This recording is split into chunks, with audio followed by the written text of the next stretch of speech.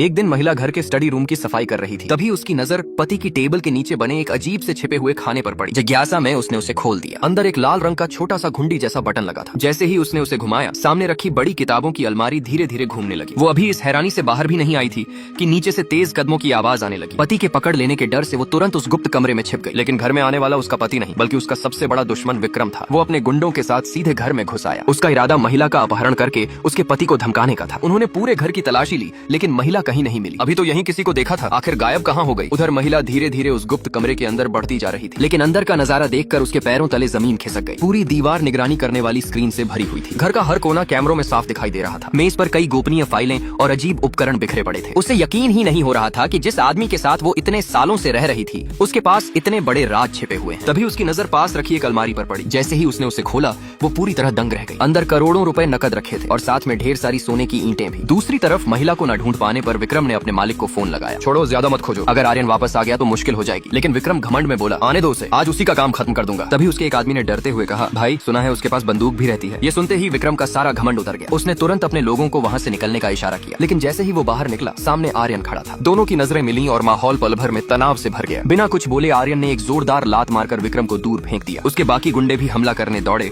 लेकिन वो सब उसके सामने टिक नहीं पाए। कुछ ही पलों में सारे गुंडे जमीन पर पड़े कराह रहे थे। विक्रम मौका देखकर भागने लगा, मगर तभी एक पिस्तौल उसकी कनपटी पर आ लगी। हालांकि मामला उसके घर के बाहर था, इसलिए आर्यन ने उसे जान से नहीं मारा। उसने सिर्फ सख्त चेतावनी देकर उसे छोड़ दिया। घर के अंदर आते ही आर्यन समझ गया कि उसकी पत्नी उसके सारे राज जान चुकी है। उसने शांत आवाज में पूछा, अलमारी में जो कुछ था तुमने सब देख लिया ना? महिला ने धीरे से सिर हिलाया। आर्यन उसकी तरफ बढ़ा और बोला, तो अब तुम मेरे सारे राज जान चुकी हो। महिला घबराकर बोली, अब क्या करोगे? उसके चेहरे पर हल्की मुस्कान आई। अब तुम्हें कभी खुद से दूर नहीं जाने दूंगा।